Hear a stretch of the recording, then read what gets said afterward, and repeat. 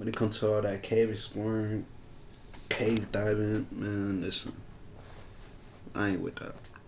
You like, ain't no way you like it that much, bro. Ain't nothing else you want to do. Like, you don't know what's down there. Like, bugs, animals, can't breathe, the air bad, make you lose your focus, whatever they be saying, all that. People still do it. I don't care how much experience you got, bro. All it takes is one mistake for real. Like, in 2007, you got trapped in the bug infested cave, the Nam Talu cave for. That's what I be saying, man. You don't know what's down there, bug infested. And you got trapped. How you get trapped? a group of tourists led by locals had entered a bug-infested cave in Thailand, when quickly by local. In 2007, a group of tourists led by locals had entered a bug-infested cave in Thailand, when quickly things started going horribly wrong. This is the nightmare of Helena Carroll. You telling me they don't even know what they're doing? They locals? They don't know what they're doing and they just going in cave. Like, at least have some experience. Like, now our story begins in Thailand, more specifically the Khao Sok National Park in the Suratthani province. Khao Sok is a popular destination for tourists staying on the island of Phuket. The park is famous for being covered in the oldest evergreen forest in the world. It's also known for its native tigers, exotic birds and butterflies. Khao Sok National Park is littered with towering limestone cliffs and waterfalls. Limestone is easily eroded, so of course this national park harbours extensive bat-filled cave systems. Some are easy and some are notoriously dangerous. bat-filled. It is a truly beautiful and breathtaking place, and in 2021, 297,000 people visited the park. Helena Carroll. How many? 2021, 297,000 people visited. That is a lot. I ain't gonna lie. Park. Helena Carroll was 21, and her boyfriend of 4 years and soon-to-be husband, John Cullen, was 24. They were both from the UK and had known each other since primary school. They were childhood sweethearts and they loved each other ever since they met at school. Helena was extremely caring and loved animals, and John was a loving boyfriend who was keen for adventure. John had recently come into some money when his dad passed away. He was due to take over the family business, but at just 24, he wanted to see more of the world before settling down. They had considered using that money for a deposit on a property, but instead they decided they would use it on a trip of a lifetime. So, just like that, the couple booked a year-long trip. That's how they be staying wealthy for real. Dad probably a millionaire. Put it in his son name when he passed. Son get the money, probably take over the company, whatever. Cycle continue, man. During of which they'd spend several months in Thailand before moving on to Australia and then Japan. They had both been working at an elephant sanctuary near Pattaya on Thailand's eastern Gulf when they met up with a friend who had just done a cave tour in the southern province. Their friend told them that it was such an exhilarating experience and that they should definitely book it too. So the couple thought, why not? So they decided they would book a trip to visit the nearby Nam Talu cave. The Nam Talu cave system is a 750 metre long cave that is a popular tourist attraction in the national park. It is a wild cave without rope, walkways or lighting. So the couple tried to book a Nam Talu cave tour. What's so local official what's so interesting about it? They don't got no lighting, no rope. Like, is they about to be climbing through it? They just going in and look. Either way, it's I don't understand, bro. Like, what do you want to see in there? What's so the way the rocks shape the animal? I don't get it, bro. I don't get it. Guide, and he advised them that it was Thailand's monsoon season and that Nam Talu was a very treacherous cave this time of year. He ominously warned them. And they still went, huh? Ain't listened to none of the warnings and none of that. Too hard-headed. They should not enter under any circumstances. Look. This time of year, he ominously warned them that they should not enter. Told them.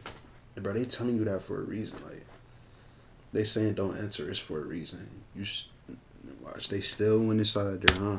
under You any about to see circumstances, any and that circumstance they may not return if they tried to enter. may not return, bro. Somebody tell me that, bro. I'm not.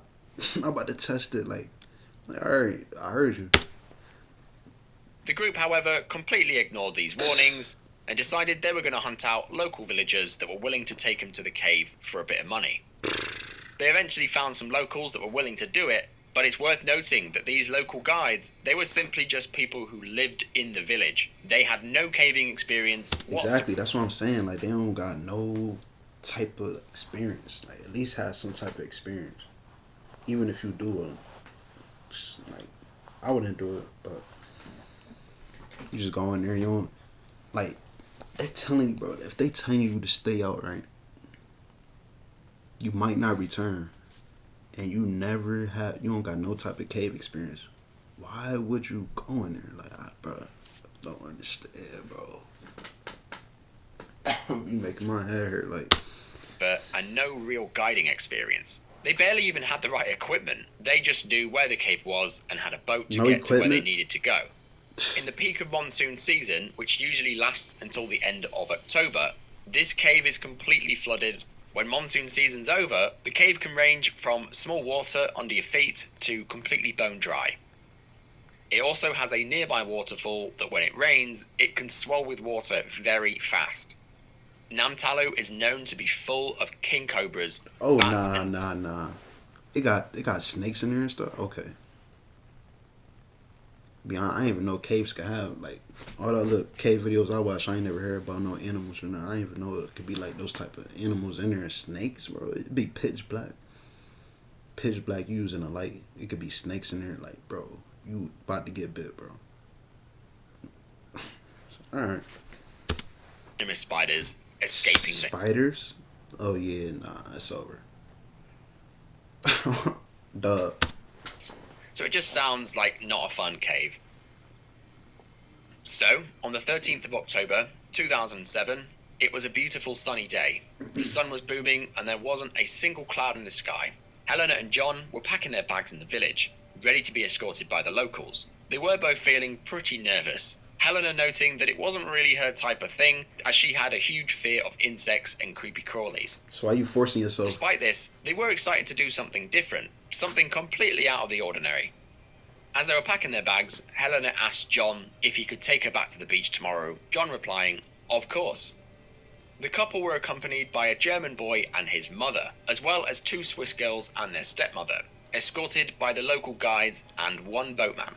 Local guys. The group took a 2-hour boat trip to the village, from which they then trekked 2 hours through dense, thick, insect-filled jungle to reach the mouth of the cave. Now when they got there, they noted that the cave had shallow water, around 50 centimeters. So, slowly the group entered the cave on foot. The cave was ominous, large and expansive, but equally as beautiful. When they looked up, the ceiling glistened with the reflection of the bats' eyes in their headlamps, water dripping. All those bats, man. I feel like it's just certain stuff, but I get it. Like, some people like certain stuff, but like certain things, bro, it's just like you just shouldn't do. Like, why? It's something, bro. It got to be something else. Like going rock climb or something like that. As they pottered through the cave. Looking at their feet revealed many hidden nooks and crannies in which animals and insects were hiding. As the cave is situated in a rainforest, it's home to thousands, if not hundreds of thousands, of venomous spiders and insects, and not to mention snakes. And they something noticed, that Helena was also scared of. It was truly a cesspit of insects. Things were going really well. They were enjoying the scenery of the cave, just enjoying being in a completely alien atmosphere. But around 20 minutes into the walk, the group noticed that the water below them had begun to swell and rise, quickly reaching to their knees. I already know what they about to say. They see that happening, they about to stay in the cave, keep going, thinking nothing about to happen, instead of hurrying up, turning back around because the water rising. Watch. This is when the group thought maybe entering this cave wasn't such a good idea. Watch.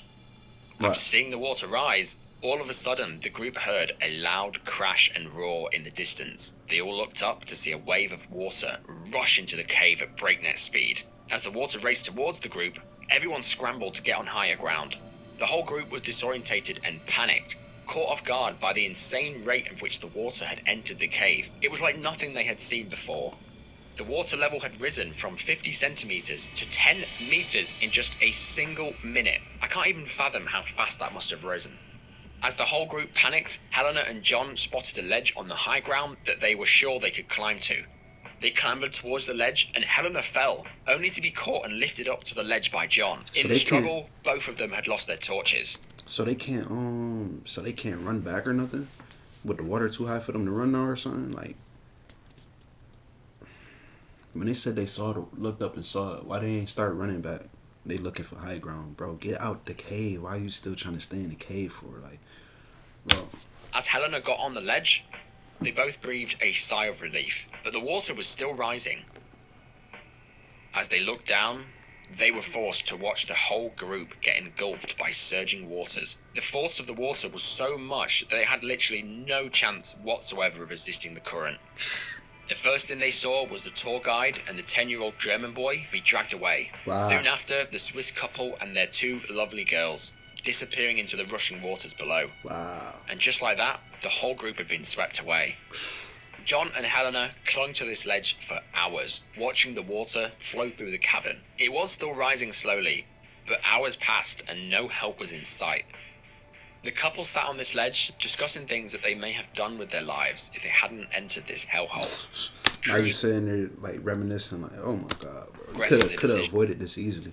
They literally told, bro, they literally told you word for word. It's not recommended to go in here. If you go in here, you might not come back out alive.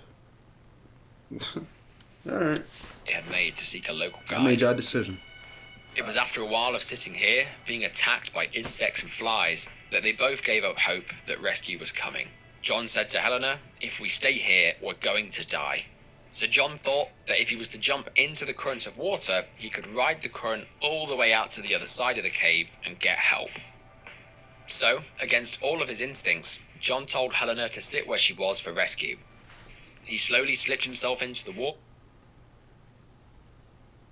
Looking for a good dash cam? This one from Emu could be a good choice. It has front and rear wide-angle 4K cameras with night vision. It even has a... I got a feeling he about to say, like, the water about to be so strong it just take him or something like that.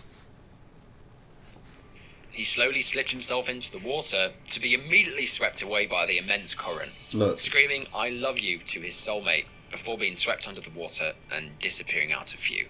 Man. And just like that, John was gone. So in that moment, Helena realized that she was alone in a pitch black cave with no torches, surrounded by huge spiders, angry bats and insects. A true nightmare environment to be in. With no way of escape and no way of telling anyone that she was in there, she sat on the ledge screaming for help. But she was screaming into the void. Nobody could hear her. Helena slowly sat down on the ledge, replaying the image of her soulmate screaming and being engulfed by water. She accepted that she was going to die here. So alone, she sat there in the pitch black, only watching a glowworm on the side of the cave, thinking that if the water rose above it, she was dead. She considered throwing herself in the water to cut her misery short. She thought if the water keeps rising, it's just going to be a more painful death. So if she jumped, she would get it over and done with. That gotta be a crazy feeling, bro. Like, thinking like, like, you either go die this way or this way, and you don't got no option. You gotta choose, like, oh my God. Cause she either go sit there, right? But they said the water keep rising, she go drown. Or if she jump in the water. They both bad, cause what if you jump in and then it smash you against the rocks and all that? Like, I don't know, man. Either way, it's just like, it's over. Resisted these thoughts and just waited more. Helena was only wearing a bikini top, vest and shorts at the time, so she began struggling to keep warm, singing and praying, scared of going unconscious. Eventually, she got so thirsty that she was forced to drink the water flowing into the cave. Nah. But the water was polluted and dirty, filled with animal feces and mud. Yeah, nah. You know that water dirty, like cave water? No, nah. So there she sat in the pitch black, with the sound of running water echoing through the chambers, wondering if she would ever make it out of there. After what felt like days, she sat in the dark, just waiting for her death. And then suddenly, to Helena's relief, she heard shouts from somewhere in the cave. She shouted back, "I'm here! I'm here!" It was a local man. He came barefoot and carried only a bamboo cane. Speaking broken English, he guided her back out of the cave, and with the group of rescuers, they trekked back through the jungle, leeches clinging to their legs. Covered in cuts and bruises, with a searing pain at the base of her spine, Helena was amazed to learn that she had been trapped for a grueling 16 hours on that ledge. She also learned that the man who found her had insisted on advancing further into the cave after the rescuers had completely given up, convinced that no one would have survived, and it was only due to him that she was found. When Helena reached the mouth of the cave, she was greeted with the grisly sight of her group, all in body bags. It then dawned on her that she was the sole survivor. Her boyfriend, John, Helena believed Oh wait, I was just about to say, what, John ain't survived? that he had made it out of the cave himself. Rescuers told Helena that John was at the pier waiting for her in an ambulance. But when they got there, John, he was nowhere to be seen. Helena asked, "Where is he? Where is he?" They dragged her into an ambulance and they just said he was dead. Wow. Which was absolutely heartbreaking and devastating for Helena.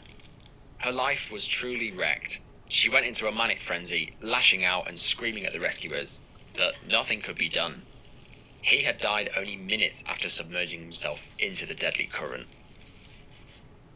Helena was due to return back to Britain on Tuesday, just 3 days after they'd entered the cave. Now, So how, did I miss something? Because how did that dude that came, got help for her, how did he know to go inside there? Because I'm thinking, like, what if John would have stayed there with her? He probably would have still been alive, because dude would have came. Helena would have to travel back, alone.